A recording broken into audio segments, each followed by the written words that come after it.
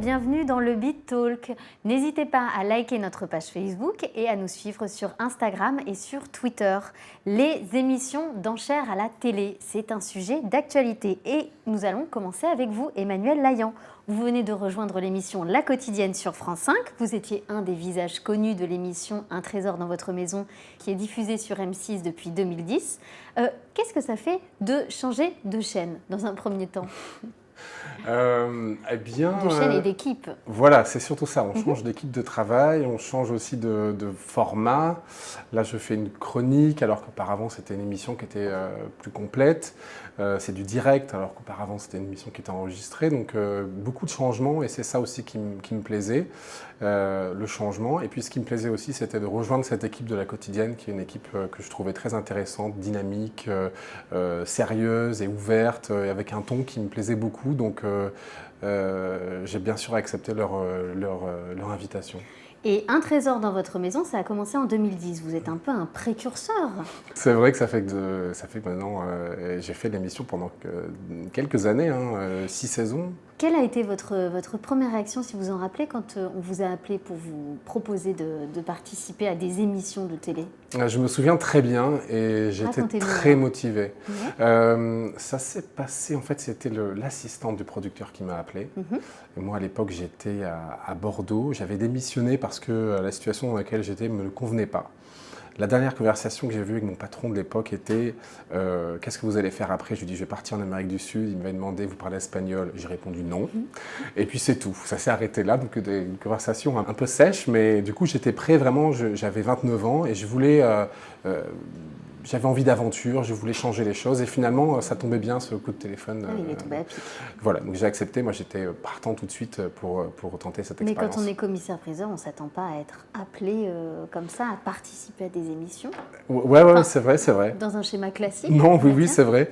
Mais moi ça ne m'a pas du tout effrayé, j'étais très motivé, je trouvais surtout, ce qui m'intéressait surtout, c'était l'opportunité de partager ma passion pour les objets, pour l'histoire de l'art, pour cette évasion, parce qu'en fait, je parlais de voyage parti en Amérique du Sud, mais c'est la même chose, parler des objets, moi ce qui m'intéresse, c'est l'évasion qu'ils nous proposent à chaque fois, une évasion dans le temps, une évasion géographique, c'est ça qui me plaisait, et surtout le fait de pouvoir partager et communiquer cette passion au plus grand nombre, et M6 a été aussi une chaîne qui a permis de relever, qui a permis de ce partage-là et surtout qui a eu l'audace de lancer ce programme alors que ça n'existait pas sur d'autres chaînes. Une audace également pour vous, Valérie Régis, puisque vous avez participé également à Un trésor dans votre maison. Quelle a été votre première réaction quand on vous a contacté ? Alors moi j'étais très contente qu'au moins il y ait un système médiatique qui mette en avant notre métier de commissaire-priseur. Parce que finalement, aujourd'hui, c'est un métier qui est plutôt, les enchères, c'est quand même très en vogue, c'est très à la mode. Mais il y a 10 ans, c'était déjà le début de cette mode des enchères.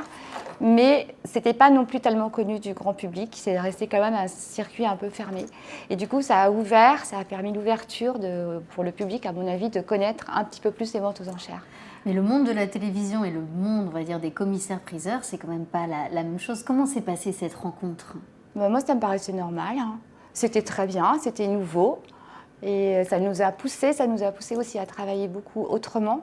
Ça nous a ouvert parce qu'avant, les ventes live, c'était aussi un petit peu le début des ventes live. Et grâce à l'émission, on nous a poussé à faire ces ventes en live. Et du coup, ça nous a habitués à les faire en live. Et aujourd'hui, toutes les ventes sont en live. Donc il y a 10 ans, c'était le début, mais non, c'était une très bonne idée, ça nous a vraiment aidés. Et qu'est-ce qui a changé après ce passage dans l'émission ? Est-ce que vous avez vu plus de vendeurs, plus d'acheteurs dans votre salle des ventes ? En fait, les acheteurs, on les aura toujours, tant qu'on a des objets à vendre. Donc ce qui compte plutôt, c'est quand même les vendeurs. C'est trouver la bonne marchandise et avoir des choses à vendre intéressantes ou moindres. Mais du coup, les acheteurs, non, les acheteurs peut-être pas, mais les vendeurs, oui. Les vendeurs, ça leur donne des idées. Parce que parfois, quand ils se retrouvent à la tête d'une maison, qu'ils doivent vider pour X raisons, en fait, ils ne savent pas forcément très bien comment s'y prendre. Et ça leur a donné les idées de se dire, après tout, c'est une solution parce que c'est rapide, c'est efficace, c'est énergique et c'est concret. Parce qu'à la fin des comptes, même si on vend des petits objets de moins de valeur, finalement, à la fin, ça fait une petite somme. Vous, François Cazès-Bardina, vous êtes marchand, pas commissaire-priseur, et vous êtes au plein cœur de l'actualité puisque vous participez à une nouvelle émission sur France 2 qui s'appelle Affaires conclues, dont nous allons regarder tout de suite la bande-annonce. Du lundi au vendredi à 16h, Affaires conclues, votre nouveau rendez-vous sur France 2. Qu'est-ce que c'est que cette voiture? C'est une Peugeot de 1939. Sophie Davant et son équipe vous font découvrir des objets étonnants. Le secret est sous mon bras. Cette guitare est dédicacée par Johnny Hallyday. De l'expertise à la vente aux enchères, suivez le parcours de leurs propriétaires qui tenteront d'en obtenir le meilleur prix face à des acheteurs professionnels. 160, 170, 180. 10. Est-ce qu'on peut dire que c'est une affaire conclue? Affaires conclues, votre nouveau rendez-vous présenté par Sophie Davant, du lundi au vendredi à 16h sur France 2.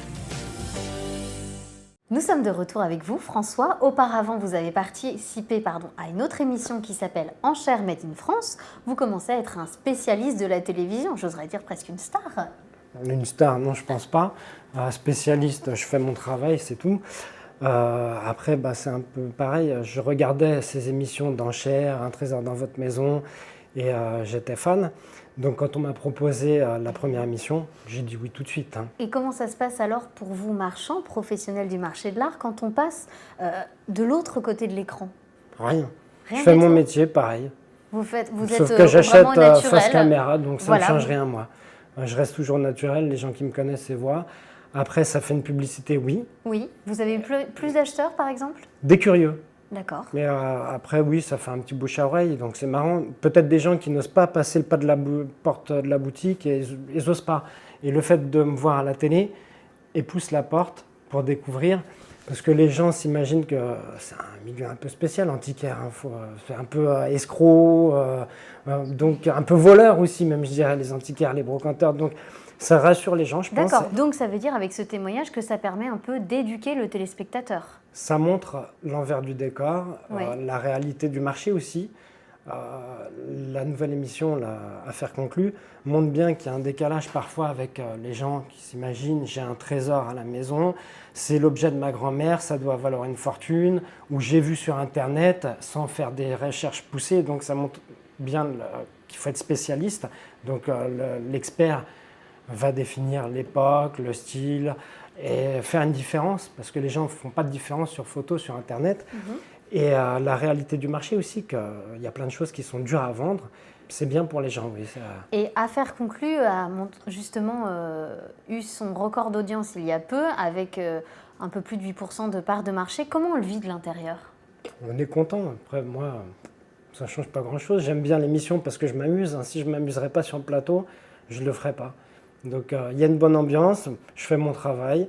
J'achète quand ça me plaît. Quand ça ne me plaît pas, je n'achète pas. Quand ça monte trop, je laisse tomber, je passe la main. Et après, ça ne change rien du tout. Et comment vous arrivez à concilier votre activité de marchand à Neuilly-Plaisance avec les tournages de l'émission? Alors, on a des jours de tournage qui sont calés. Oui. Ça rajoute juste du boulot. J'ai plus le temps, c'est tout. Je prends du retard, mes clients ne sont pas contents parce que la restauration, elle n'arrête pas de prendre du retard. C'est compliqué quand on est tout seul de tout faire. Mais bon, j'aime bien. J'ai la bougeotte, je suis speed, donc ça ne me dérange pas. Vous aussi, Emmanuel Laillant, vous êtes un peu, je pourrais dire, le Stéphane Plaza des enchères. Est-ce que vous vous sentez responsable d'une certaine image à véhiculer auprès du grand public en tant que commissaire-priseur? Pas vraiment, mais en tout cas, j'ai eu conscience dès le début que les propos que j'allais tenir allaient être écoutés. Donc M6, c'est une chaîne qui est beaucoup regardée par des jeunes, des moins jeunes. Je savais qu'il allait donc avoir beaucoup de monde. Donc j'ai toujours prêté attention à tout ce que je disais, au contenu, mais aussi à défendre la profession de commissaire-priseur, la montrer comme elle est, mais aussi en préservant nos méthodes de travail, en expliquant comment les choses se passent. Et j'avais toujours en tête qu'il y allait avoir ensuite des conséquences pratiques Donc, il y a pour vraiment tous un les côté commissaires-priseurs. pédagogique dans votre démarche. Complètement. Et je l'ai pris, sans me prendre au sérieux, j'ai pris ce rôle-là au sérieux. Ça, c'est vrai. Oui, vous représentez vraiment une profession. Je savais qu'en en quelque sorte, j'allais être vu, c'est sûr. Donc, la représenter, pas vraiment, parce qu'il y a le métier de commissaire-priseur est organisé, aussi bien commissaire-priseur judiciaire que volontaire. Donc, il y a déjà des organismes qui représentent le métier de manière professionnelle, d'autres occasions bien plus importantes. Mais en tout cas, c'était sûr que au regard des téléspectateurs, j'allais être le commissaire-priseur visible en fait. Donc ça, j'avais cette conscience-là. Je n'avais pas l'impression de représenter tout le métier, mais je savais que j'allais être une partie visible du métier. Et j'ai toujours veillé à ce que cette partie visible soit plutôt positive pour notre profession, que je respecte beaucoup. Et est-ce que vous avez eu aussi des retours de la profession? Est-ce que certains commissaires-priseurs ont été un peu choqués, ou en tout cas au début, dans vos participations? Pas véritablement. J'ai eu quelques critiques un peu au début, quelques-unes, mais pas vraiment. Et vous, Valérie? Pas du tout. Pas du tout. Ah non. Non, pas du tout. Je crois que les gens appréciaient bien les commentaires d'Emmanuel, qui étaient parce que chaque personne pouvait se retrouver dans le commentaire, Oui. retrouver les objets qu'ils avaient chez eux à la maison, qui étaient présentés lors de l'émission. Donc, je pense que non, au contraire, ils étaient contents de cette émission. Ça les rendait curieux de connaître l'histoire de l'objet pour atteindre jusqu'au coup de marteau, en fait. Oui. Voilà, le déroulement. Et donc, pour vous, les émissions aident un petit peu à montrer une image, à véhiculer une image assez positive, assez moderne du commissaire-priseur? Oui, tout à fait. Parce que jusqu'à maintenant, avant cette émission, moi je pense que on parlait des enchères essentiellement sur les records. Mais malheureusement, ce n'est pas du tout le quotidien du commissaire-priseur. Ça peut arriver, et heureusement, ça arrive une fois de temps en temps. Mais le quotidien, c'est pas ça, et c'est ce qu'on a plutôt dans l'émission du Trésor. Et vous pensez que la profession de commissaire-priseur a besoin justement d'être plus ouverte, enfin en tout cas d'être plus à la portée de tous, d'évoluer? D'évoluer, je ne sais pas, parce qu'on évolue quand même beaucoup. Et puis là, on évolue vite et bien, hein, mais en tout cas, c'est pas intégré complètement les enchères. Pourtant, il y a des maisons de vente, les ventes sur Internet qui sont aux enchères, qui sont À la portée de tous? tout le monde connaît. Oui. Mais nous, à de proximité, parfois, les gens n'osent pas franchir le seuil de la porte. Donc, c'est une émission qui a vraiment aidé. Quel est votre sentiment, Emmanuel, dessus, sur cette évolution des commissaires-priseurs? Est-ce que vous pensez qu'il y a encore besoin d'apporter une image encore plus moderne? Je pense pas forcément, mais je pense que la profession évolue de manière intéressante, connectée, Connectée, oui. pour vendre, connectée aussi pour parler, pour partager aussi, parce que moi ce qui m'intéresse, c'est pas seulement de vendre les objets, mais c'est aussi de parler des objets. Et les supports de communication, les réseaux sociaux imposent un contenu aussi, parce que poster des images sans rien expliquer, ça n'a pas grand intérêt. Donc moi ce que j'aime dans cette nouvelle méthode de communication, c'est qu'en même temps il y a du contenu qui est nécessaire. Et c'est ça aussi que je trouve très intéressant. Donc le métier, comme toute profession, surtout que c'est une profession très ancienne, commissaire-priseur, donc on a tout cet héritage du passé qui est une force aussi, parce qu'on a toute notre expérience du métier. Le marché de l'art, c'est un marché très compliqué, très complexe, avec parfois des intérêts financiers très importants, des embûches, des pièges dans tous les sens. Donc c'est vraiment un domaine bien particulier et complexe. Donc le métier s'adapte à des nouvelles formes de communication, et ça c'est je pense sans fin, et on est jamais trop à la pointe dans un sens, mais je trouve que depuis de nombreuses années, la profession a vraiment eu conscience, il y a une vraie prise de conscience de ces nouveaux défis, et qu'il y a une vraie évolution, un vrai changement. François Cazès-Bardina, vous qui êtes de l'autre côté de la tribune en tant qu'acheteur, vous fréquentez aussi les salles des ventes. Est-ce que vous la sentez, cette nouvelle évolution, cette modernité qui arrive? À la base, j'étais surtout vendeur, et Ouais. de temps en temps, j'achète en salle des ventes parce que je suis sur place, donc il y a un coup de cœur, et donc on se retrouve à acheter alors qu'on n'avait pas prévu. Maintenant, forcément, l'avenir, c'est Internet aussi, donc on s'y met un peu tous. Même moi, j'ai créé une application pour mettre mes objets à vendre, pour mes clients, pour se rapprocher virtuellement et rester connectés tout le temps. Mais par contre, je vais rebondir, c'est vrai, ce type d'émission est intéressante, puisqu'un trésor de votre maison, ou la nouvelle affaire conclue, c'est pas uniquement l'élite, l'objet spectaculaire, le record qui n'intéressent pas forcément parce qu'en fait c'est beau, ça fait un prix fou, on en parle, mais là ça montre vraiment les objets que les gens ont chez eux et le prix que ça se vend. Après il y a l'histoire qui est importante, de parler autour de l'objet parce qu'il y a toujours une histoire, une anecdote, c'est super sympa, moi c'est ce qui me plaît aussi. Donc ce serait presque du documentaire à présenter le quotidien de la C'est des profession en documentaires, fait. hein. Enfin, moi je pense, hein, c'est du documentaire, c'est de l'histoire, c'est le patrimoine, c'est ça qui est intéressant. Après, juste voir un prix d'achat, un prix de vente, c'est nul, hein, je peux dire ce qu'il y a. Vous avez participé à Enchères Made in France, donc vous avez vu les coulisses de l'émission, c'est vraiment ce qui se passe dans la vraie vie d'une étude. Oui, alors Enchères Made in France, là on achetait aux enchères, nous. Après il y avait un petit Sur plus RMC parce que Découverte.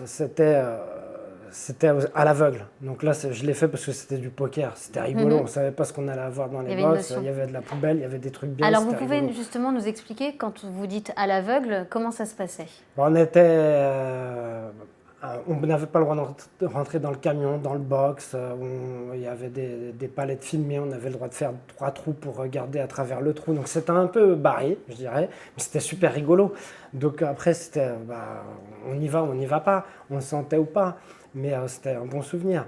Après, il y avait des surprises, des bonnes ou des moins bonnes. Parce qu'il ne faut pas oublier qu'on jouait avec notre argent. On avait les frais puisqu'il y avait un commissaire-priseur qui frappe au marteau.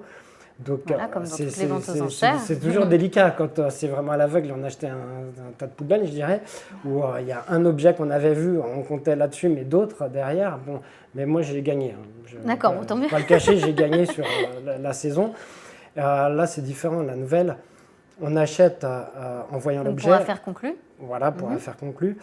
On le voit, donc il n'y a pas de surprise. Par contre, il y a le contact avec la personne. Il y a le vendeur qui est en face de nous, il nous raconte une D'accord, histoire. il y a une rencontre en fait. Il y a aussi. vraiment une rencontre et il nous parle C'est de ça que vous l'objet. mettez aussi en lumière, c'est l'histoire autour de l'objet en fait. Et que, voilà, que vous essayez de faire passer via ces moyens modernes de communication. Mais justement, en termes de critiques qu'on entend beaucoup autour de toutes ces émissions, qu'elles sont scénarisées. Dites-moi votre point de vue là-dessus. C'est vrai, c'est faux? Alors moi, je peux parler que de celle que je connais, Oui, bah justement, pour dites-moi. l'avoir faite de nombreuses années. Oui. Non, c'était pas scénarisé. C'était pas scénarisé. Là, vous rassurez nos Donc téléspectateurs. oui. Alors parfois c'était compliqué.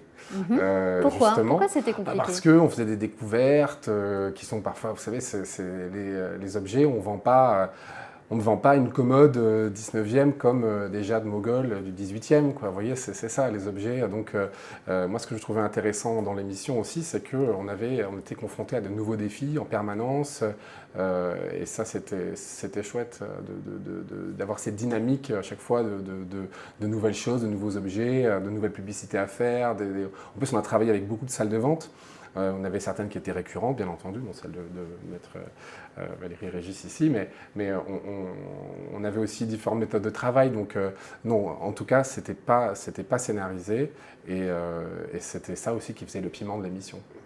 Et vous, François, il y a eu quelques critiques aussi sur Enchères Made in France. Il y en a quelques-uns qui disaient que vous étiez un peu, en tant que marchand, des comédiens. Qu'est-ce que vous avez à leur dire? On en rajoute un peu parce qu'on se marre et on sait qu'il y a la caméra, donc on a tendance à en rajouter parfois, surtout certains.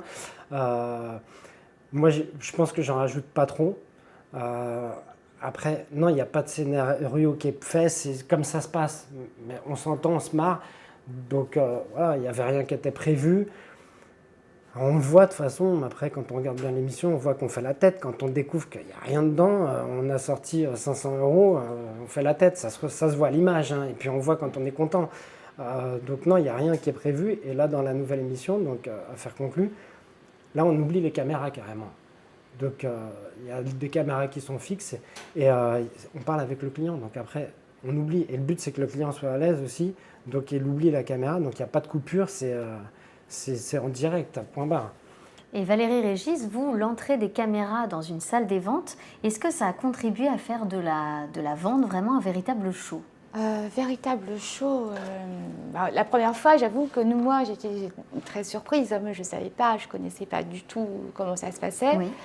Donc, je suis arrivée à l'étude et j'ai vu plein de monde. Plein de monde.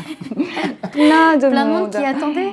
Ben non, toutes les personnes de l'émission qui installaient, qui D'accord, circulaient. avec le côté technique. Oui, voilà, ça j'avais pas du tout imaginé tout ça. Hein. Même Donc c'était impressionnant comme même dispositif. le styliste et tout ça, et je me demandais bien d'où ce que c'était que toutes ces chemises. C'était demi-chemise d'ailleurs. Mais oui, mais au voilà, début je c'est ne savais une pas. Bien sûr. Voilà. Alors du coup, bon, alors ça oui. Du coup, on se dit voilà, là il se passe quand même, c'est différent. Mais finalement, après, quand on a sa vente, qu'on a les objets, voilà, qu'on les a regardés, qu'on les a étudiés, qu'on les a bien vus, qu'il est 14h et que les portes s'ouvrent, que les clients sont là, que le live est branché. Après, on a une liste. Et après, c'est vrai que la caméra, au début, oui, ça gêne. Hein. Oui. On n'est pas habitué, donc forcément, Vous êtes peut-être moins naturel au début. Ouais, voilà, on est gêné, mais finalement, après, on s'en rend plus compte. Enfin, on ne fait pas attention. Et la réaction du public, enfin en tout cas des clients qui sont dans la salle. Très content. Très content. Très content de participer à l'émission, de pouvoir contribuer à l'émission, je ne sais pas, très content. Voilà, ça leur a toujours, ils étaient très contents. Et après, vous avez eu des retours par rapport au public. Enfin, est-ce qu'il y a une attente de la part du public de voir les ventes à la télé? Comme un match de foot, comme quelque chose qu'on pourrait regarder. Pour ceux qui... alors, je ne sais pas pour les vendeurs, parce que nous, on n'avait absolument aucun contact avec les vendeurs. Donc, eux, je ne sais pas quelle était leur attente, s'ils étaient contents et comment ils imaginaient de se voir, ou je ne sais pas, à la télévision. Quant aux acheteurs, parce que c'est une émission qui était quand même très, très suivie. Donc, les gens la regardaient, puis les gens... Non, mais c'est vrai. Vous n'êtes pas d'accord, Emmanuel? Si. Mais du coup, quand c'était une diffusion de l'Hôtel des Ventes, je pense que les gens étaient contents de se voir et de voir le déroulement de la vente et de le revoir, oui. Emmanuel, ces émissions d'enchères sont inspirées plutôt de formats américains ou anglais. En les adaptant en France, est-ce qu'il y a une spécificité française qui en ressort? Je pense que pour Un trésor dans votre maison, la version britannique, c'est Cash in the Attic. C'est une émission qui est très populaire de la BBC, vraiment très populaire. Alors il y a peut-être un aspect un peu plus classique dans la présentation, un peu plus... bon, ça reste quand même vraiment décontracté, mais je pense qu'il y a eu un vrai travail d'adaptation pour Un trésor dans votre maison. Il n'y a pas eu simplement un copier-coller, on n'a pas calqué du tout l'émission sur le format anglais. Donc certaines, je pense, connaissent moins d'adaptation, en tout cas celle-là, pour celle que je connais très bien de l'intérieur, il y a eu un vrai travail d'adaptation pour le public français. Oui, François? Je pense qu'en France, les téléspectateurs ont besoin que ça se ressent quand c'est vrai. Justement, ça ne marcherait pas si tout est monté, tout est bidon. Ouais. En France, vous, ça ne marche c'est pas. cette Aux États-Unis, sincérité, c'est bidon. Ouais, C'est complètement bidon. Et, on regarde, on critique, on regarde, ça fait de l'audimat, mais on voit que tout est faux. Après, en France, les émissions françaises, il faut que ça soit sincère, il faut qu'il y ait du contact avec le client, le vendeur, le commissaire, enfin, il faut que ça soit du réel, quoi, pour que ça passe. Que ça passe en France et que ça marche. Emmanuel, on sait qu'il y a une petite tradition dans Un trésor dans votre maison, c'est de vous faire une petite surprise en ce grand jour, parce qu'on est le 11 septembre et qu'aujourd'hui c'est votre anniversaire. C'est vrai. Voilà. Donc on a quelque chose pour vous, pour fêter votre première année à la quotidienne. En même temps, on se fête notre anniversaire pour fêter notre première année de Between. Voilà. Donc pour vous, un très joyeux anniversaire. C'est super. Voilà.